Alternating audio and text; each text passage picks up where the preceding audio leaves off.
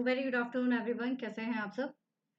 तो जैसा आप जानते हैं कि हमने जो सीरीज स्टार्ट की हुई है 500 प्रैक्टिस क्वेश्चन सीरीज, ये एक तरह का आपका मॉक टेस्ट है जिसमें आप लोग डेली के 15 क्वेश्चन भी करोगे तो आप लोग अगर इनको डिटेल करते हो तो आपकी काफ़ी अच्छी तैयारी हो जाएगी। तो अभी तक हम लोग अराउंड 270 75 समथिंग हम क्वेश्चंस कर चुके हैं, है ना। तो 250 के उससे ऊपर यानी कि 300 के आसपास हम पहुंचने वाले हैं। तो और 300 यानी कि मान के चलिए 1500 के आसपास आपके कंसेप्ट क्लियर हो चुके होंगे अगर आपने इसको सही तरीके से किया है। ठीक है, तो चलिए आज का सेशन शुरू करते हैं। All the best. आज है हमारा सेशन 19। तो आपके सामने यहाँ पर आपको क्वेश्चन दिख रहा है, question number 276। Given below are the two statement. दो स्टेटमेंट से असर्शन रीजन आपको दिए गए हैं। असर्शन कह रहा है the objective functions in business organisations are complex requiring the processing of large volume of data. ठीक है, और इसी के बेस पर आपका रीजन यहाँ पर बताया जा रहा है कि AI based non linear models can solve the problems of arriving at dynamic solution of business problem. अब सबसे पहले तो ये देखिए कि इन दोनों स्टेटमेंट्स जो दिए गए हैं, ये दोनों स्टेटमेंट सही हैं या गलत हैं।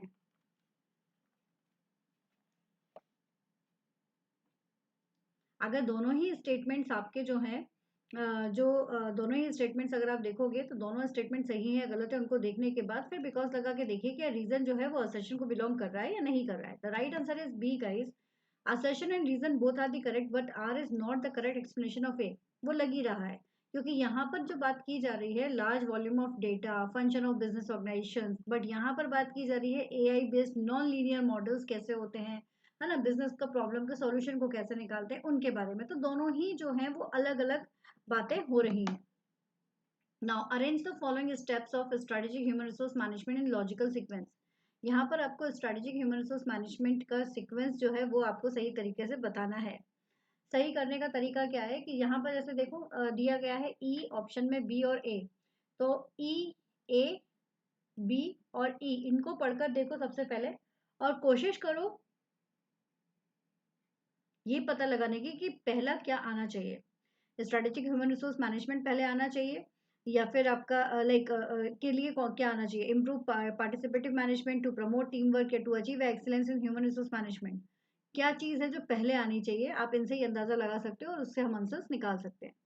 तो right answer is B guys. सबसे पहला जो है आपका to achieve the excellence in human resource management, this is the first step. Second जो आपका आएगा यहाँ पर to promote the team work, team work को प्रमोट करेंगे। इसके बाद टीम वर्क प्रमोट करने के बाद to achieve the group cohesive by inculcating participative management, क्योंकि टीम वर्क हो गया तो पार्टिसिपेटिव मैनेजमेंट आ जाएगा। फिर इसके बाद पार्टिसिपेटिव मैनेजमेंट को इम्प्रूव किया है, इम्प्रूव करने के बाद shift focus from statutory participation to total participation, है ना। तो एक तरह से यहाँ पर जो लॉजिकल सीक्वेंस है वो इस तरह से बनाया गया है one by one step by step कि आप टोटल पार्टिसिपेशन पर पहुंच जाए।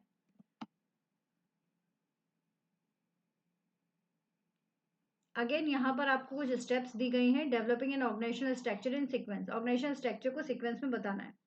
सेम प्रोसेस आप यूज करेंगे। सी, ए और ई इन तीनों को पहले आप पढ़कर देखेंगे, फिर आप देखेंगे कि कौन सा जो स्टेटमेंट्स है जो फर्स्ट पर आपको लगता है कि आ सकता है ना। तो उसको अंदाजा लगा के फिर आप आगे के स्टेप्स जो है उनको आप देख सकते हैं। ठीक है, किसके बारे में बात की जा रही है, organisation structure. So the right answer is A guys. इसका सही आंसर है आपका ए।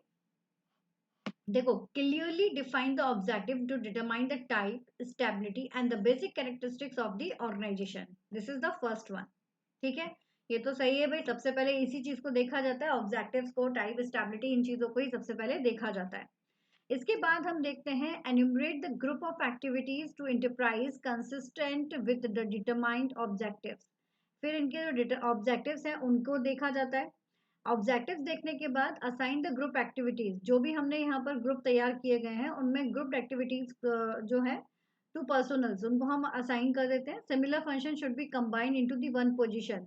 यही होता है, मार्केटिंग वाले सब एक जगह पर, सेल्स वाले एक जगह पर, एडवर्टाइजमेंट वाले एक जगह पर, HR वाले एक जगह पर, है ना, R&D एक जगह पर, ऐसे करके हम यहाँ पर कर देते हैं इनको। फिर इसके बाद क्या होता है, determine the span of supervision. अब इन सबको देखने के लिए हमको एक सुपरवाइजर की रिक्वायरमेंट भी होती है। तो टाइप ऑफ ऑर्गेनाइजेशन के बेसिस पर हम डिपार्टमेंटेशन भी करते हैं और साथ ही साथ ये भी देखते हैं कि पैटर्न ऑफ अथॉरिटी स्ट्रक्चर कैसा होना चाहिए, यानी कि स्पैन ऑफ कंट्रोल कैसा है। अगर बहुत ज़्यादा टफ का है टास्क तो उस समय पर हमको नैरो स्पैन ऑफ कंट्रोल रखना पड़ेगा, और सिमिलर काइंड ऑफ वर्क है तो फिर हम इस वाइड स्पैन ऑफ कंट्रोल रख सकते हैं। और लास्टली फिर आपका access the capacities and abilities of human and other resources at the disposal of enterprises। ठीक है, तो इस तरह से आपका यहाँ पर ये कंबाइन हो जाता है। तो वन बाय वन आप ऑप्शंस के थ्रू ही जाइएगा तो ज़्यादा बेटर रहेगा। Again the sequence of following steps in the preparation of versatile and season business plan. Versatile और सीजन बिजनेस प्लान को कैसे प्रिपेयर किया जाता है ये आपसे पूछा जा रहा है। तो अगेन आप देख लीजिए, ए, सी, ई और डी, यहाँ तो सभी अलग अलग दिए गए हैं।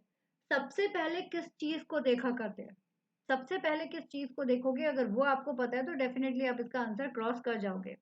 सबसे पहले एग्जीक्यूटिव समरी देखेंगे, या फिर सबसे पहले रिस्क और कंटिजेंसी एनालिसिस देखेंगे, या फिर companies and management team profiling देखेंगे, या फिर last one industry and market analysis देखेंगे। तो सबसे पहले किसे देखा जाएगा उसके बेस पर आप अंदाजा लगा सकते हो।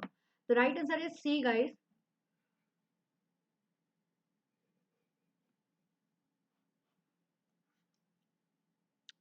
पता है, देख के आपको लगेगा कि एग्जीक्यूटिव समरी पहले कैसे आ सकता है, but it is the fact that जब भी आप कोई सीजन बिजनेस प्लान को तैयार करते हैं तो समरी जो है वो एक ऐसा सेक्शन होता है।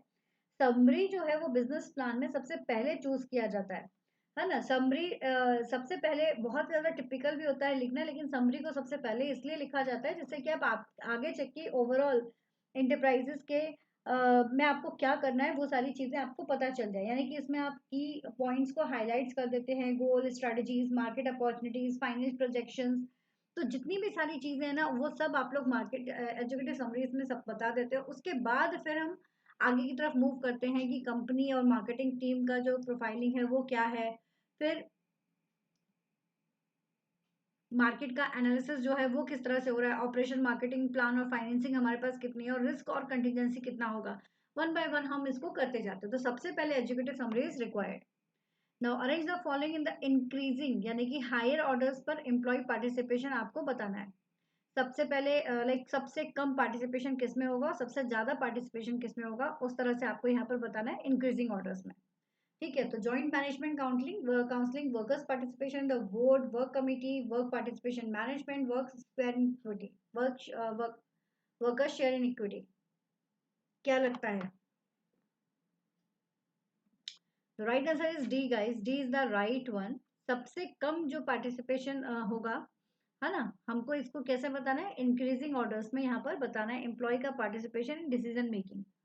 तो सबसे पहले आपका वर्क कमिटी, है ना, इसमें डिसीजन मेकिंग जो होते हैं वो सबसे कम होती है एम्प्लॉयज की। एम्प्लॉयज की डिसीजन मेकिंग की बात हो रही है। फिर इसके बाद सेकंड है जॉइंट मैनेजमेंट काउंसिल। थर्ड है आपका यहाँ पर वर्कर्स पार्टिसिपेशन इन मैनेजमेंट।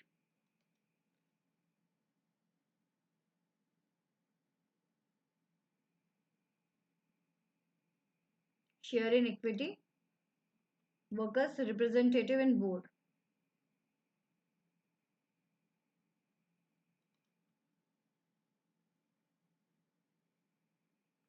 देखो, डिसीजन मेकिंग में वर्कर्स का एम्प्लॉयज का जो पार्टिसिपेशन है उसको हमको बताना है कि कैसे कैसे उनका जो डिसीजन मेकिंग में पार्टिसिपेशन इंक्रीज हो रहा है ना। तो जब वर्कर रिप्रेजेंटेटिव बन जाएगा बोर्ड में तो उसका पार्टिसिपेशन सबसे ज्यादा होता है क्योंकि वो बोर्ड का मेंबर बन गया है एक तरह से, है ना। तो इस चीज का थोड़ा सा आपको ध्यान रखना है। चलिए next, following are the steps followed by the finance manager in procurement of loan for working capital, arrange the proper sequence। अब यहाँ पर आपको फाइनेंस मैनेजर जब भी प्रोक्योरमेंट कर रहा है लोन के लिए तो वो किस तरह से कर रहा है उसके बारे में यहाँ पर बात हो रही है ना। उसका प्रॉपर सीक्वेंस आपको यहाँ पर बताना है। तो अगेन हम यहाँ पर ऑप्शंस चूज करेंगे, उसके बेस पर हम देखेंगे। So the right answer is B. इसका जो सही आंसर है वो बी है। सबसे पहले estimate of capital working requirement यहाँ पर देखी जाएगी। और जब ये पता चल जाएगा, है ना, estimate of capital working requirement को यहाँ पर देखा जाएगा, तो इसके बाद फिर यहाँ पर सबमिशन ऑफ लोन प्रपोजल, फिर देखा जाता है आपका कोऑर्डिनेटिंग ऑफ वेरिफिकेशन एसेट्स, इसके बाद है आपका documentation executions, and the last one is creation of charge on assets. The last one is which one of next one is the which one of the following is not the standard categorization of stress. अब यहाँ पर not पूछा गया है. Acute stress, imported stress, chronic stress, you stress, कौन सा जो है वो कैटेगराइज नहीं है स्ट्रेस का. अगर आपने स्ट्रेस की वीडियो नहीं पढ़ी है तो चैनल पर जाइए और देखिए, बहुत इंपॉर्टेंट है. डायरेक्ट आप यूट्यूब पर स्ट्रेस मैनेजमेंट बाय डॉक्टर बरखा गुप्ता भी डालोगे तो भी आपको स्ट्रेस का पूरा वीडियो मिल जाएगा. The right answer is B guys. ये कोई टाइप नहीं होता है स्ट्रेस का, imported stress. Okay, next.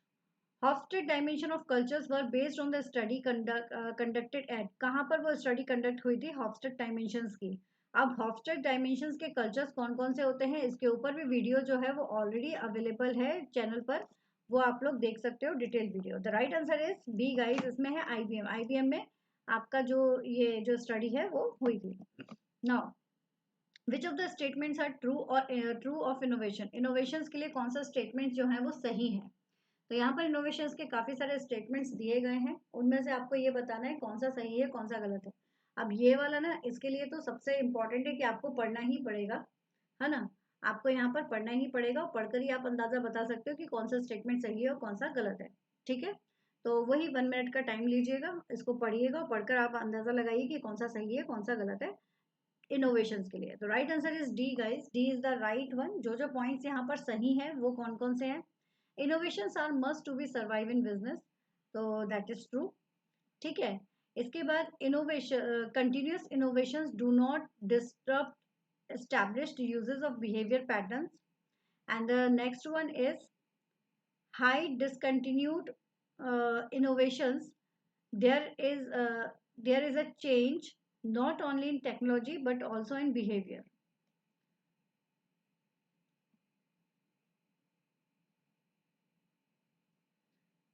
So they are the 3 points regarding innovations are true.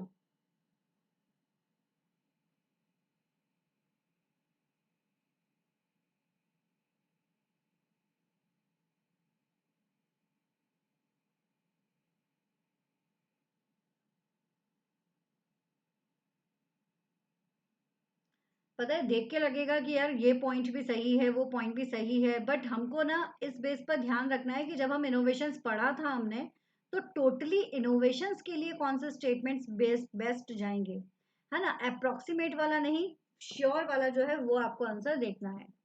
Next, which of the following goods have positive elasticity. यहाँ पर कौन से गुड्स या कमोडिटीज हैं जिनमें पॉजिटिव इलास्टिसिटी देखने को मिलेगी?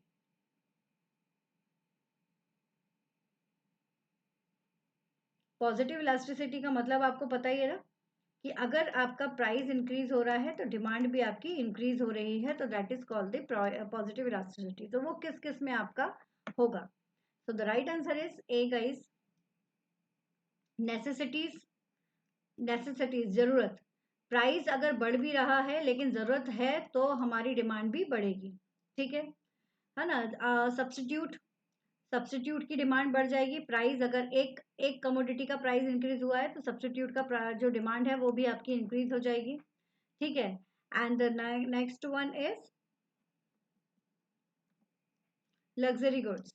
अगर हमारे पास अभी हम लोग 50 kg वाला जो चावल यूज कर रहे हैं, मेरी इनकम जो है वो बढ़ गई है, ठीक है ना, इनकम बढ़ गई है या प्राइस बढ़ गया है हमारा, यहाँ पर आपको पॉजिटिव इलास्टिसिटी बतानी है. तो उस केस में मेरा जो होगा कि भाई मैं लग्जरी आइटम्स को प्रेफर करूँ, यानी कि अब मैं और अच्छे वाले चावल 70 kg वाला चावल जो है वो मैं लेना शुरू कर दूँ. तो इस तरह से ये जो है ये हमारा क्या शो करता है? Positivity. Okay, next. Identify the correct statement about the data warehouse. Data warehouse के लिए करेक्ट स्टेटमेंट कौन सा होगा, ये आपसे पूछा जा रहा है यहाँ पर. The right answer is C guys. इसका जो सही आंसर है that is C. Data warehouse system must be accepted and regulated 10 business community. ठीक है. Data warehouse system must be secure, but secures versions that protect the information, and data warehouse system must be adaptive to change. ये 3 points जो हैं they are the correct statement about the data warehouse. Now identify the correct sequence, sorry, correct statement of the following. यहाँ पर आपको कुछ points दिए गए हैं, आपको बस पढ़ के ये बताना है कि वो सही है या गलत है. Technology is differentiator among similar business enterprises. Technology cannot create value for not for profit organizations. Pace of technology affect the business model of modern enterprise. Need and goals be defined before acquisition of technology. Organizations pay the little attention to the process of change once the decision to acquire technology has been taken. कौन कौन से statement ऐसे हैं जो यहाँ पर आपसे पूछे जा रहे हैं कि इनकरेक्ट है? भाई ध्यान से देखना, करेक्ट नहीं इनकरेक्ट स्टेटमेंट्स के बारे में पूछा गया है. तो right answer is A guys. Only B is the incorrect. Technology can not create value for not for profit organisation, कि वो क्रिएट नहीं करती है value not for profit organisation के लिए. This is not the right one.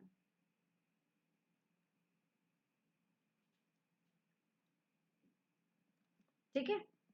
Next question, as per DuPont equations of ROE, return on investment, other things remain constant. Which of the following statement is false?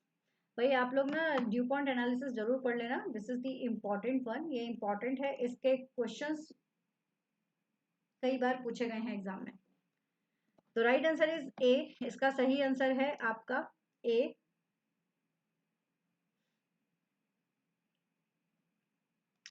Which statement is false? And in a decrease in debt to assets ratio will increase the ROE. This one is not true.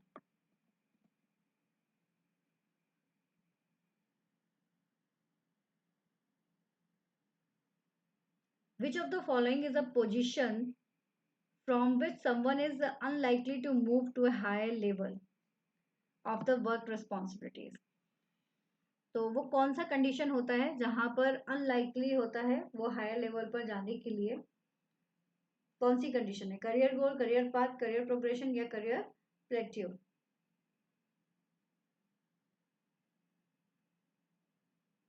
Unlikely to move a higher level of work responsibility. That is guys D है ना. D is the right one.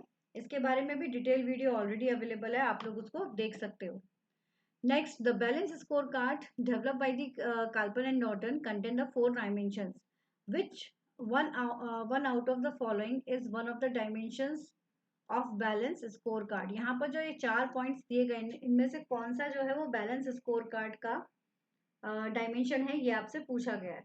इसको तो I think बता ही सकते हो क्योंकि मैंने हर बार बोला है कि जो ये वाला क्वेश्चन बैलेंस स्कोर कार्ड है ये इंपॉर्टेंट टॉपिक है, इससे रिलेटेड क्वेश्चंस पूछे जाते हैं. तो the right answer is B guys, customer service. अब इसके बाकी के जो 3 है उनको भी आप लोग कमेंट बॉक्स में लिख देना, वो इम्पोर्टेंट है ना. चलिए, thank you so much. Keep study hard with smart. Video पसंद आए लाइक कीजिए, कमेंट कीजिए, शेयर कीजिए अपने फ्रेंड्स के साथ में, और चैनल को सब्सक्राइब कीजिए फर्स्ट टाइम आए हैं तो. पेड कोर्स के लिए यहाँ वहाँ भाग रहे हो, फ्री में आप लोगों को यहाँ पर मिल रही हैं आपके एमसीक्यूज प्रैक्टिस सेशंस, तो इनको अटेंड कीजिए, ये आप लोगों के लिए बहुत बेनिफिशियल है. डैम श्योर कि ये क्वेश्चंस जो हैं वो मॉक से बेटर रहेंगे, आप बिल्कुल श्योर रहिए इसके लिए. Okay, all the best, take care.